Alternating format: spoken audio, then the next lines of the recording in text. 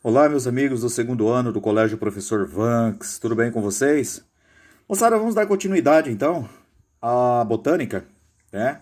Entramos aqui no capítulo 6 do livro 2, Histologia Vegetal.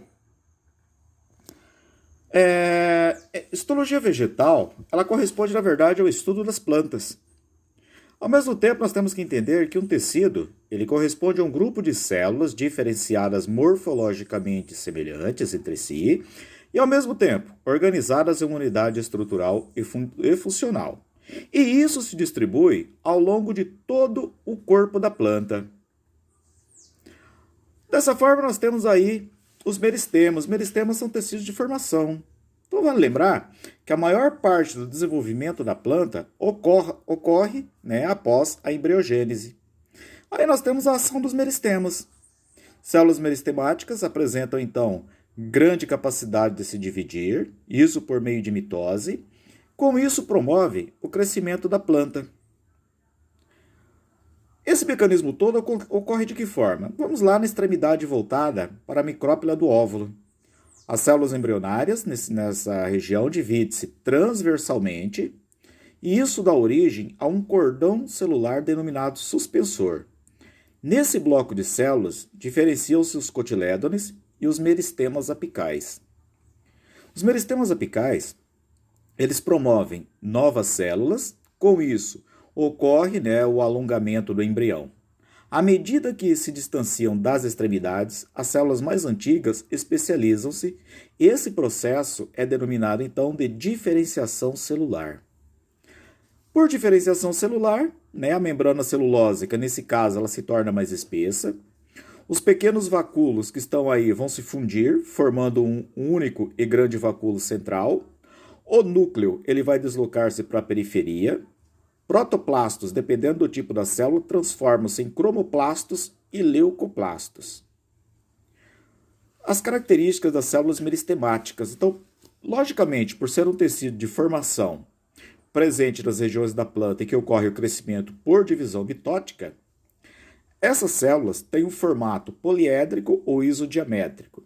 Elas são caracterizadas por serem indiferenciadas, são portadoras de pequenos vacúolos e por apresentarem protoplastos, plastos indiferenciados, incolores e aparentemente sem função. Aqui na classificação dos meristemas, vamos perceber que após a fecundação, o zigoto ele dá origem a um embrião. Os tecidos vegetais têm origem no embrião vegetal. No embrião, as células diferenciam-se progressivamente por meio de um eixo central. Nessa região, os meristemas primários vão promover então o crescimento em termos de comprimento. Isso favorece a obtenção tanto da água quanto da luz. Tá?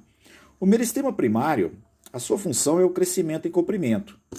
E eles são representados por 4 tecidos fundamentais. Então nós temos a protoderme, ou dermatogênio, o procâmbio, e o meristema fundamental, e o caliptrogênio.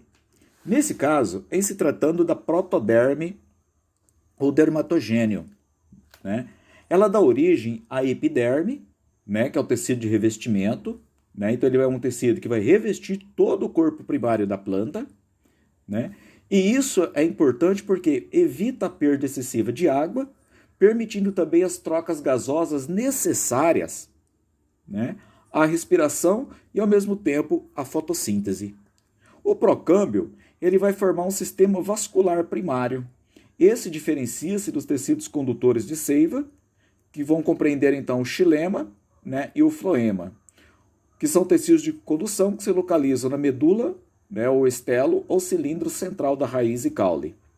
O meristema fundamental, ou periblema, origina os tecidos fundamentais, que vão ser agrupados em tecidos de sustentação, no caso o colênquima e o esclerênquima, e em tecidos de assimilação e reserva, no caso os parênquimas. O caliptrogênio é encontrado somente na raiz e é responsável pela formação contínua de renovação da coifa.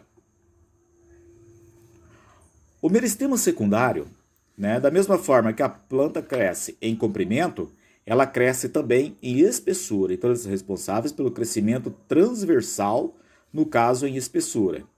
E aqui são descritos como meristemas secundários, né? Apenas o felogênio e o câmbio interfascicular. No caso do felogênio, ele é derivado do parênquima cortical, né? Do caule e também da raiz. Nesse caso, ele origina um suber para fora, tá? e uma feloderme para dentro. Esse conjunto suber, felogênio e feloderma vão constituir a periderme. Neste caso, ela vai substituir a epiderme como tecido mais externo da planta, constituindo então um sistema de revestimento. Já o câmbio interfascicular, que é derivado do parênquima medular, tá? Tanto do caule e da raiz, esse tecido então origina o xilema e o floema, né? Nesse caso, ele vai originar o quê? Os tecidos condutores. Beleza, gente? Valeu, até a próxima. E vou mandar as atividades aí, ok? Grande abraço a todos.